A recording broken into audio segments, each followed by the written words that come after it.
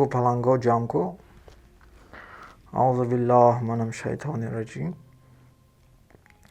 برای چیست حرم سرا؟ برای آن که این زمین خود یک حرم سراست. در این زمین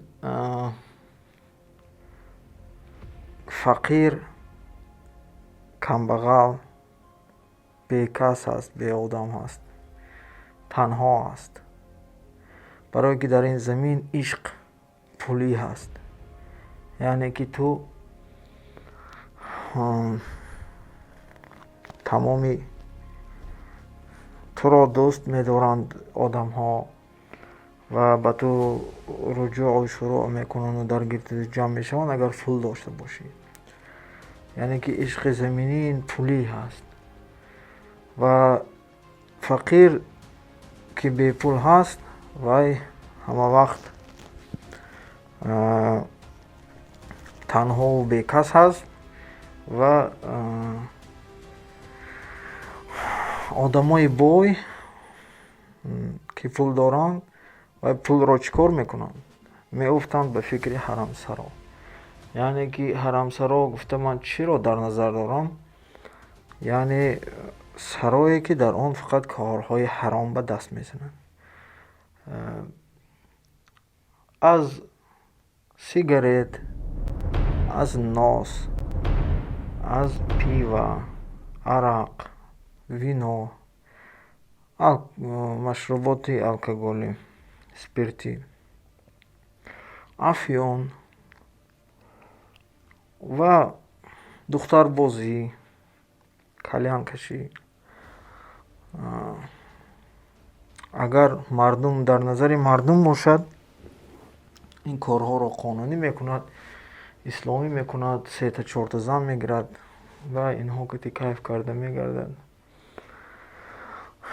یعنی که آدم پولدار میافتد به فکر حرم سرا. برای همین تو فکر نکن که این حیات بسیار شیرین و گوارا و گلابی رنگ است. نه، اینچنین نیست. این حیات حرم سراست. یعنی که تو نمیتونی در مابین دو راه زندگی کنی. باید تو انتخاب کنی یا راهی حرم سرا یا راهی فقیری و صبوری و صبر کردن. یعنی که نفس خود را قانع نکردن و نفس خود را به تنظیم و انتظام در آوردن. دو راه هست. برای همین من طرفدار این بیزنس استادان نیستم که آنها حق باطل کتی ارلیش کردگی حرام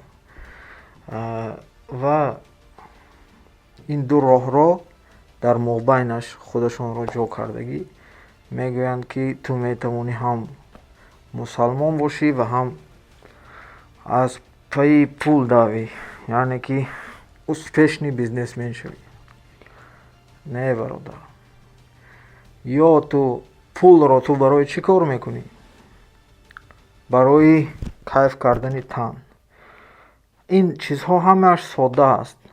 نباید که ما این چیزها رو بسیار مرکب کنیم. پول را تو کار میکنی برای کیف و صفا کردن تن. وقتی که تو تنت رو کیف و صفا میدهی، یعنی که از پای حرم سرا میشوی، روحی تو میمرد و این راه بی‌مایه فطیر هست. یعنی که بی نتیجه هست. برای همین وقتی که این بیزنس گروه های ما یعنی که این فتسگان میگن اینها رو مثل سید مراد دولتوف شما با یاد میتید چه پول کار کردن در کار، چه اینوستیسیا کردن در کار. این راهی نشونموی تن یعنی که روح نه.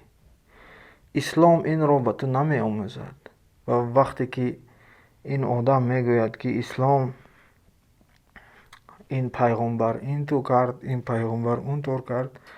من قرآن میخونم و از دنبال پول میدود، من خنده هم میآید.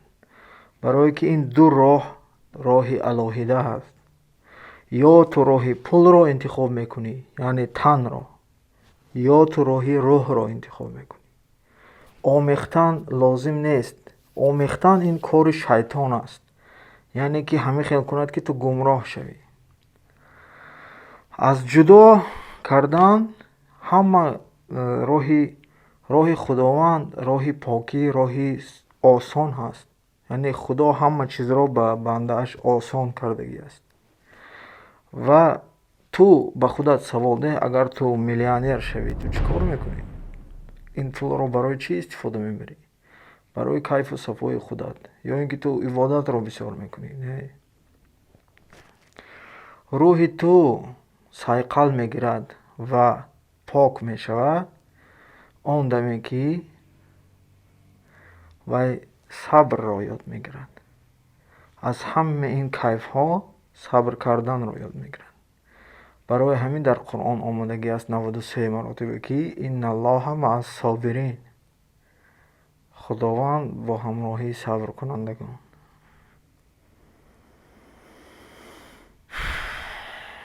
برای همین وقت آمد که ما از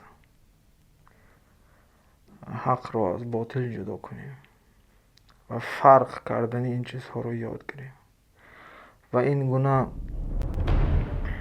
مسترها ما را به راهی گمراهی نبرند.